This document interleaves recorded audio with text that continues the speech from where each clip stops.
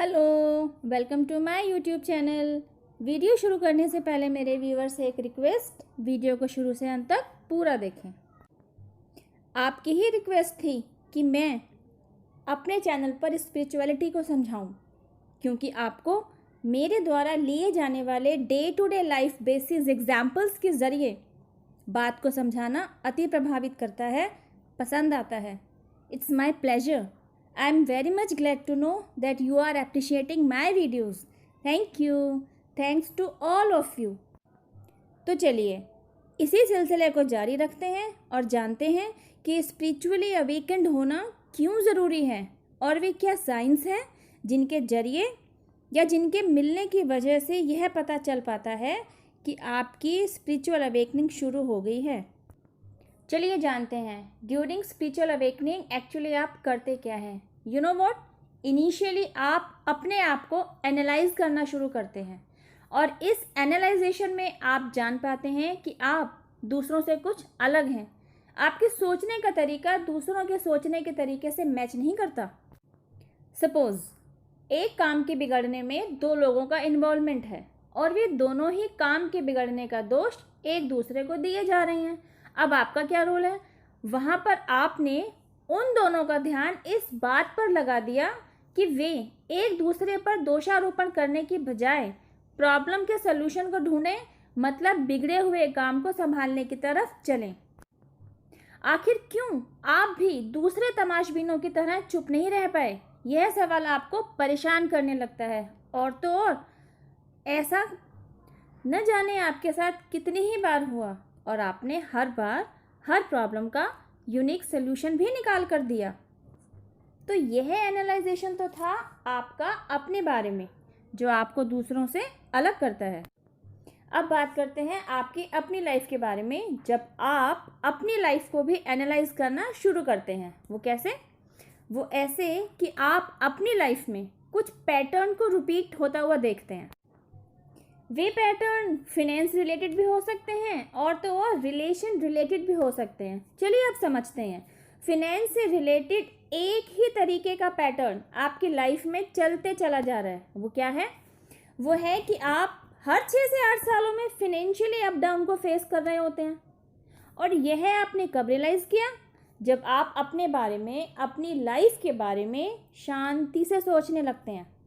चलिए दूसरे पैटर्न को समझते हैं, जो कि है रिलेशन से रिलेटेड।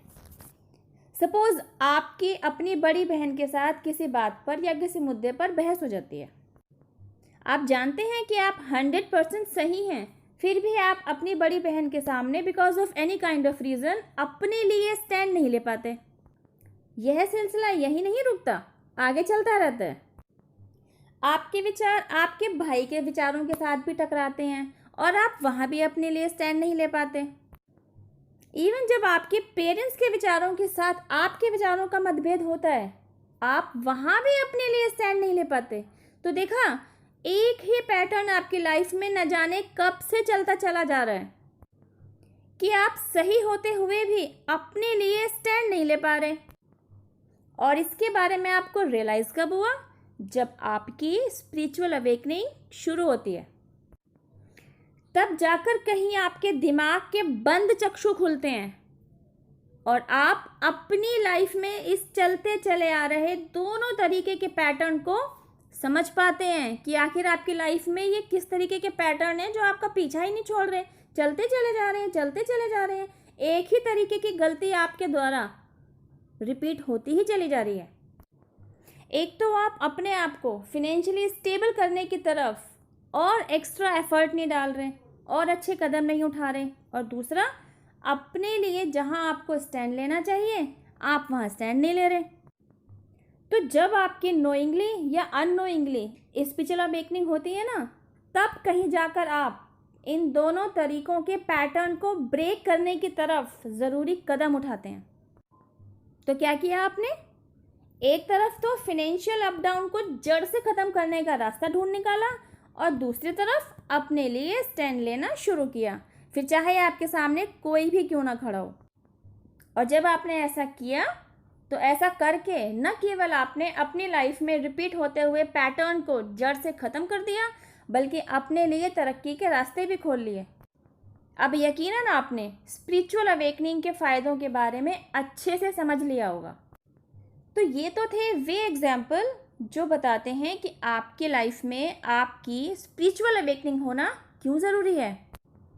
क्योंकि जब आप स्पिरिचुअल अवेकेंड होते हैं तभी आप उन रुकावटों के बारे में जान पाते हैं जो एक्चुअली आपके सक्सेस के रास्ते में आ रही होती हैं।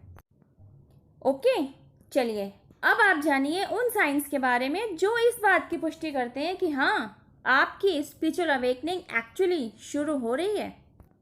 नंबर 1 तो आपने जान ही लिया कि आप अपनी लाइफ में रिपीट होते रहने वाले पैटर्न को ऑब्जर्व कर पाते हैं। इसी सिलसिले में अगला साइन है कि आप अपने साथी के कनेक्शन को सेंस कर पाते हैं कि वह कनेक्शन जो आपको मिला है वह कार्मिक है, सोलमेट है या ट्विन फ्लेम है।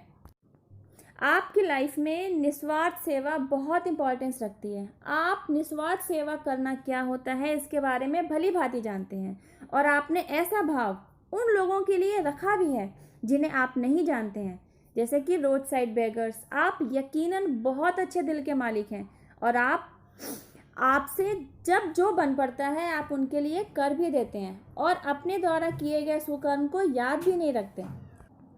तो बस आपने इसी निस्वार्थ सेवा को अपना परम धर्म बना लिया है। तो यहाँ तक आकर आप जान पाते हैं कि शांति का मार्ग हिमालय पर जाने से नहीं मिलता, बल्कि शांति तो आपके अंदर ही मौजूद है। बस ज़रूरत है तो यह जानने की कि आप अपने आप से ही इंटरनली कनेक्ट कैसे कर पाते हैं। इसी सिलसिले में अगला साइन है आपकी इंट्यूशन पावर बढ़ने लगती है और इसका रियलाइजेशन आपको होने भी लग जाता है। और अगली स्टेज आती है सिंक्रोनिटीज साइंस की। आपको सिंक्रोनिसिटीज साइंस मिलने शुरू हो जाते हैं, मतलब आपको एंजल नंबर्स दिखाई देने लग जाते हैं। आप एंजेलिक अपीयरेंसेस के बारे में अनुभव करने लगते हैं। आप दयालु तो पहले से ही थे, बस इसके परसेंटेज आपके अंदर और ज़्यादा बढ़ चढ़ जाती है। फियर ऑफ डेथ से अब आप बहुत दूर हो चुके हैं। अब हर वक्त अवेयर रहते हैं कि लाइफ का हर एक पल अनप्रेडिक्टेबल है, कभी भी कुछ भी। अगला साइन है आपकी ऑथेंटिसिटी पावर बढ़ने लग जाती है। आप कौन हैं यह जान पाते हैं और तो और आप यहाँ क्यों आए हैं आप यह भी जान पाते हैं। And last but not the least, आप फ्लोरिश करने लगते हैं। तो ये थे वे कुछ साइंस जो आपको इस तरफ अवेयर कराते हैं कि आपकी लाइफ में आपकी स्पिरिचुअल अवेकनिंग प्रोसेस शुरू हो चुका है। अब आप शांति से बैठिए और एनालाइज कीजिए कि आप अपनी स्पिरिचुअल अवेकनिंग को कितना एंजॉय कर पा रहे हैं और आप स्पिरिचुअल पाथ पर कहाँ तक पहुँचे हैं। God bless. अब मैं आपसे मिलती हूँ मेरी नेक्स्ट वीडियो में। टिल देन हैव पेशेंस, रब्बा खैर, जय माता दी, टेक केयर, बाय।